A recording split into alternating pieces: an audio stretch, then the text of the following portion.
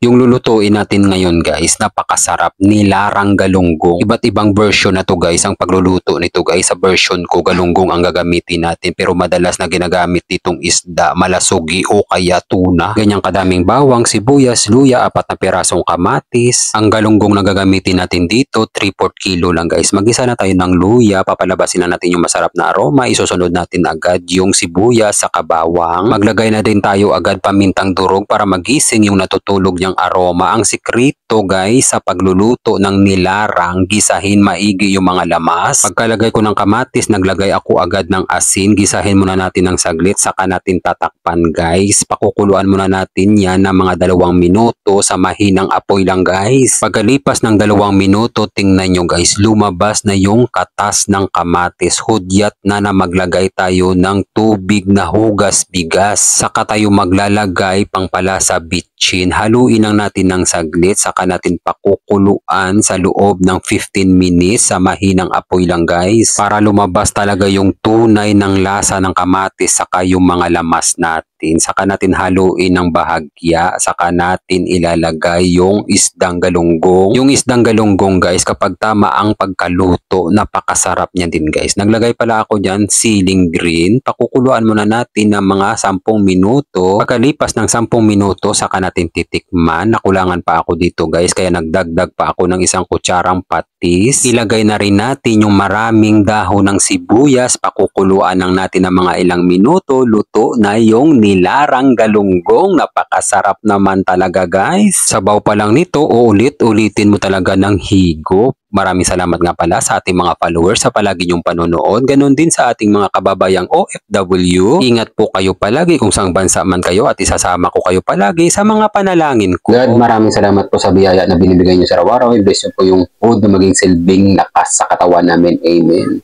Kain tayo guys. Kain Pinas. Ito na yung ating nilarang. Kilala to sa bandang Bisaya, Cebu, Bacolod, Negros. Yung ganitong lutuin, nilarang. Yung version naman ito ay nilarang galunggong. Ayan, sabaw muna tayo. Malinamnam guys. Pag nagluto kayo nito, dadamihan nyo ng dahon ng sibuyas saka kamatis. Masarap pa siya guys.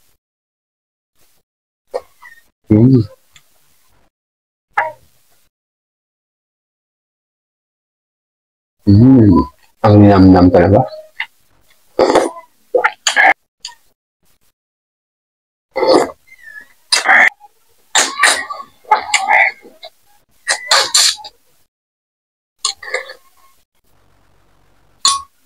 Sarap kasi ng sabaw.